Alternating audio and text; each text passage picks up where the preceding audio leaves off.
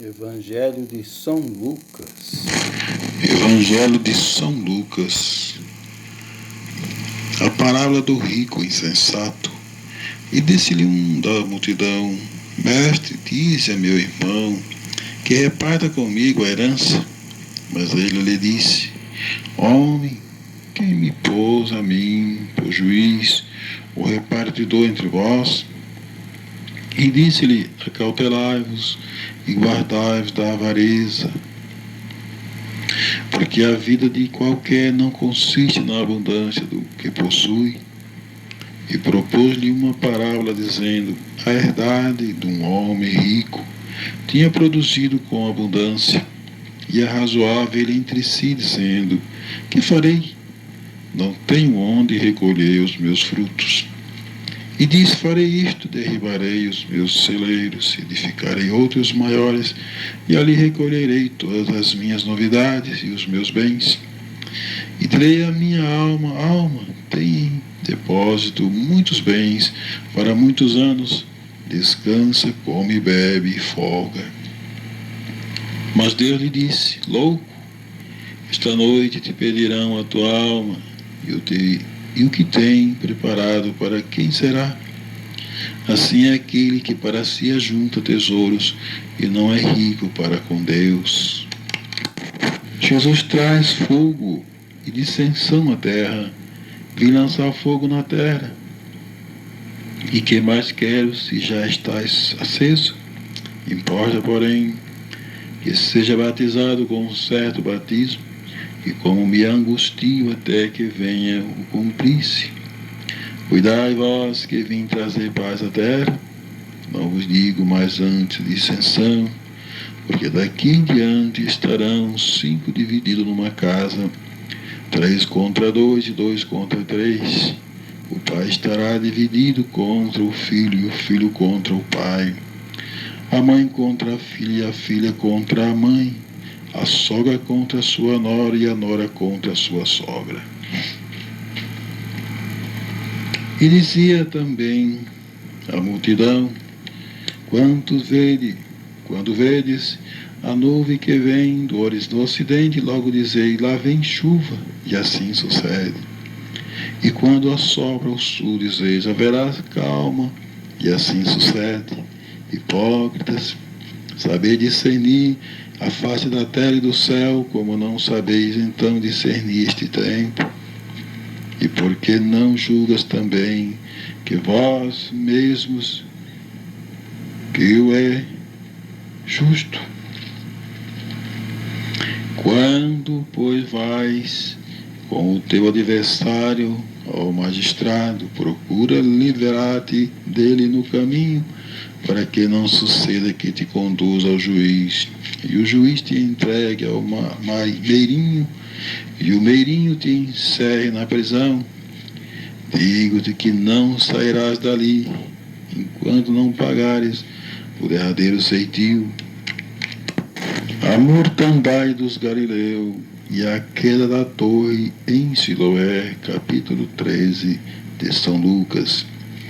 E naquele mesmo tempo estava presente ali alguns que lhe falavam dos galileus, cujo sangue Pilatos misturara com os seus sacrifícios.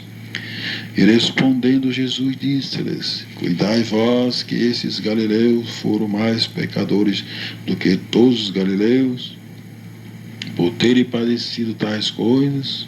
Não vos digo antes, se vós não arrependerdes, todos de igual modo perecerei.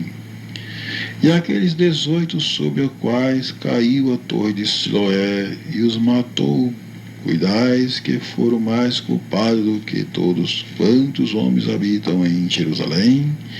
Não vos digo antes, se vós não arrependerdes, todos de igual modo perecerei. E dizia esta parábola: um certo homem tinha uma figueira plantada na sua vinha, e foi procurar nela frutos, não o achando, disse ao vinhateiro: Eis que há 3 anos venho procurar fruto nesta figueira, e não o acho. Corta-o, porque ocupa ainda a terra inutilmente. E respondendo, ele disse-lhe: Senhor, deixa este ano até que eu a escave e a esterque. E se der fruto, ficará, e se não, depois os mandará cortar. Cura de uma mulher paralítica. Ensinava no sábado numa das sinagogas. E eis que estava ali uma mulher que tinha um espírito de enfermidade. Havia já 18 anos e andava curvada e não podia de modo algum endireitar-se. E vendo-a, Jesus chamou-a a si e disse-lhe: Mulher, estás livre da tua enfermidade. E pôs as mãos sobre ela e logo se endireitou e glorificava a Deus. E tomando a palavra, o príncipe da sinagoga, indignado porque Jesus curava no sábado, disse à multidão: 6 dias há em que é mister trabalhar, nestes, pois, vinde para seres curados, e não no dia de sábado. Respondeu-lhe, porém, o Senhor e disse: Hipócrita, no sábado não desprende da manjedoura cada um de vós o seu boi, o jumento, e não o leva a beber? Então convinha soltar desta prisão no dia de sábado esta filha de Abraão, a qual há 18 anos Satanás tinha presa. E dizendo ele isto, todos os seus adversários ficaram envergonhados, e todo o povo se alegrava por todas as coisas gloriosas que eram feitas por eles. A porta estreita, e percorria as cidades e as aldeias, ensinando e caminhando para Jerusalém. E disse-lhe um Senhor: são poucos os que se salvam? E ele respondeu: Porfiai por entrar pela porta estreita, porque eu vos digo que muitos procurarão entrar e não poderão. Quando o pai de família se levantar e cerrar a porta, começardes a estar de fora e a bater a porta, dizendo: Senhor, Senhor, abre-nos. E respondendo ele vos disser: Não sei de onde vós sois. Então começarei a dizer: Temos comido e bebido na tua presença, e tu tens ensinado nas nossas ruas. E ele vos responderá: Digo-vos que não sei de onde vós sois. Apartai-vos de mim, vós todos os que praticais a iniquidade. Ali haverá choro e ranger de dentes, quando vides Abraão, Isaque, Jacó e todos os profetas no reino de Deus, e vós lançados fora. E virão do Oriente, do Ocidente, do Norte e do Sul, e assentar-se-á a mesa no reino de Deus. E eis que derradeiros há que serão os primeiros, e primeiros há que serão os derradeiros. Jesus é avisado do ódio de Herodes. Naquele mesmo dia chegaram os fariseus dizendo-lhe: Sai, retira-te daqui, porque Herodes quer matar-te. E lhe respondeu: E lhe dizei àquela raposa: Eis que eu expulso demônios e efetuo curas hoje e amanhã, e no terceiro dia sou consumado. Importa, porém, caminhar hoje, amanhã e no dia seguinte, para que não suceda que morra um profeta fora de Jerusalém.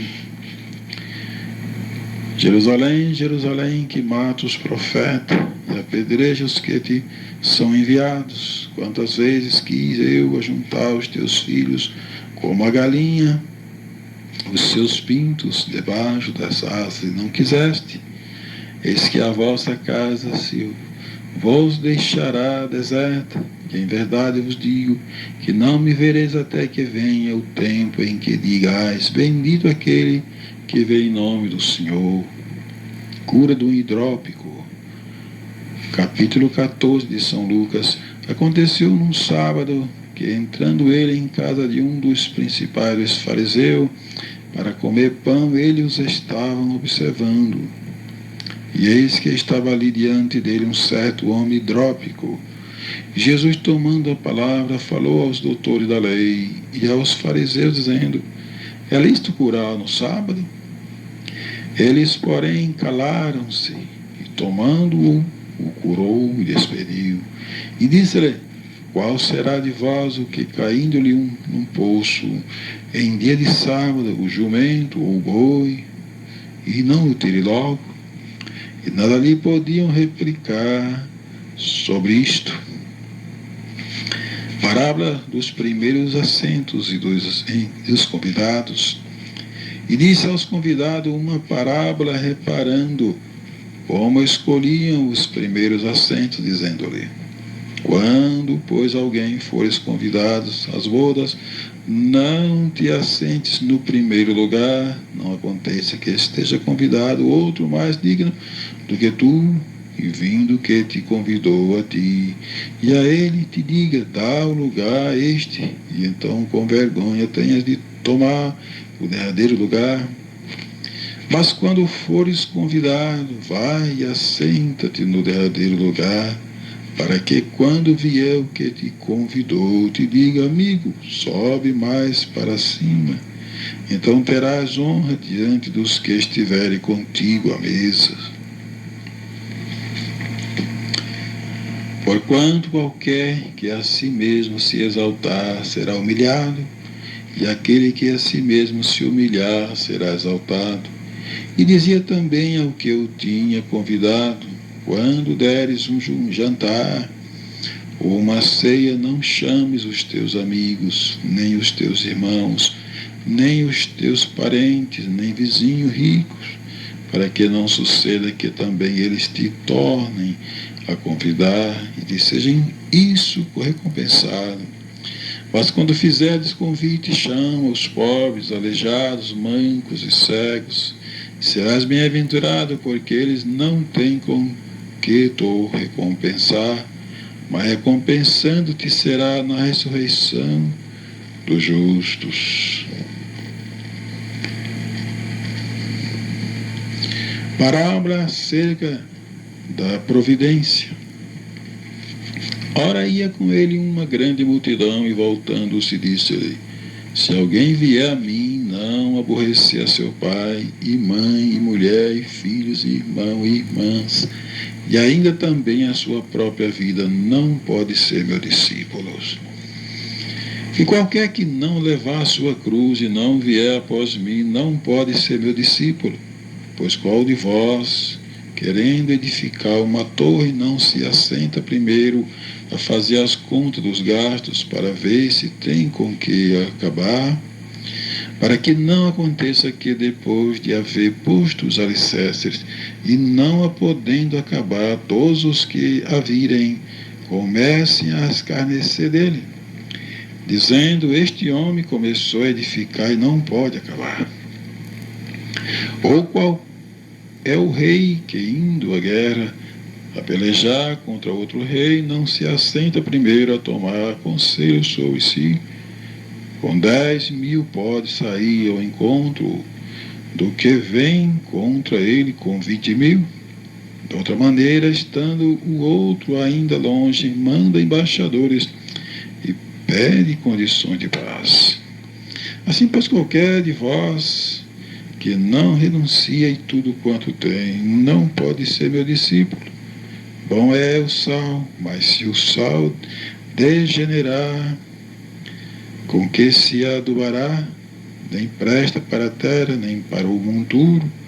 Lançam-no fora. Quem tem ouvidos para ouvir, ouça. Capítulo 15 de São Lucas. Parábola da ovelha e das dracmas perdidas. E chegavam-se a ele todos os publicanos e pecadores para o ouvir. E os fariseus, escribas, murmuravam, dizendo: este recebe pecadores e come com eles. E ele lhe propôs esta parábola, dizendo: que homem dentre vós, tendo 100 ovelhas, e perdendo uma delas, não deixa no deserto as 99, e não vai após a perdida até que venha achá-la? E achando-a, põe sobre seus ombros gostosos, e chegando a casa, convoca os amigos e vizinhos, dizendo: alegrai-vos comigo, porque já achei a minha ovelha perdida. Digo-vos que assim haverá alegria no céu por um pecador que se arrepende, mais do que por 99 justos que não necessitam de arrependimento. Ou qual mulher que, tendo 10 dracmas, se perder uma dracma, não acende a candeia e vai à casa e busca com diligência até achar? E achando-a, convoca as amigas e vizinhas, dizendo: alegrai-vos comigo, porque já achei a dracma perdida. Assim vos digo que há alegria diante dos anjos de Deus por um pecador que se arrepende. Parábola do filho pródigo. E disse: um certo homem tinha 2 filhos. E o mais moço deles disse ao pai: pai, dá-me a parte da fazenda que me pertence. E ele repartiu por eles a fazenda. E poucos dias depois, o filho mais novo, ajuntando tudo, partiu para uma terra longínqua. E ali desperdiçou sua fazenda, vivendo dissolutamente. E havendo ele gastado tudo, houve naquela terra uma grande fome e começou a padecer necessidade. E chegou-se a um dos cidadãos daquela terra, o qual o mandou para os seus campos a apacentar porcos. E desejava encher o seu estômago com as borotas que os porcos comiam, e ninguém lhe dava nada. E tornando-se em si disse: quanto jornaleiro de meu pai tem abundância de pão, e eu aqui padeço e pereço de fome. Levantar-me-ei e irei ter com meu pai, e dir-lhe-ei: pai, pequei contra o céu e perante ti, já não sou digno de ser chamado teu filho, faz-me como um dos teus jornaleiros. Levantando-se foi para seu pai, e quando ainda estava longe, viu seu pai, e se moveu de íntima compaixão, e correndo lançou-lhe ao pescoço e o beijou. E o filho disse: pai, pequei contra o céu e perante ti, e já não sou digno de ser chamado teu filho. Mas o pai disse aos seus servos: trazei depressa o melhor vestido, e vesti-lhe, e pondo-lhe um anel na mão, e alparca nos pés, e trazei o bezerro cevado, e matai-o, e comamos e alegremo-nos, porque este meu filho estava morto e reviveu, tinha se perdido e foi achado. E começaram a alegrar-se. E o seu filho mais velho estava no campo quando veio e chegou perto da casa, ouvindo a música e as danças. E chamando-no os servos, perguntou-lhe que era aquilo. E ele lhe disse: veio teu irmão e teu pai, matou o bezerro cevado, porque recebeu são e salvo. Mas ele se indignou e não queria entrar. E saindo o pai, estava com ele. Mas respondendo, ele disse ao pai: eis que te sirvo há tantos anos, sem nunca transgredir os teus mandamentos, e nunca me deste um cabrito para alegrar-me com os meus amigos. Vindo, porém, este teu filho, que desperdiçou a tua fazenda com as meretrizes, mataste-lhe o bezerro cevado. E ele disse: filho, tu sempre estás comigo, todas as minhas coisas são tuas, mas era justo alegrar-nos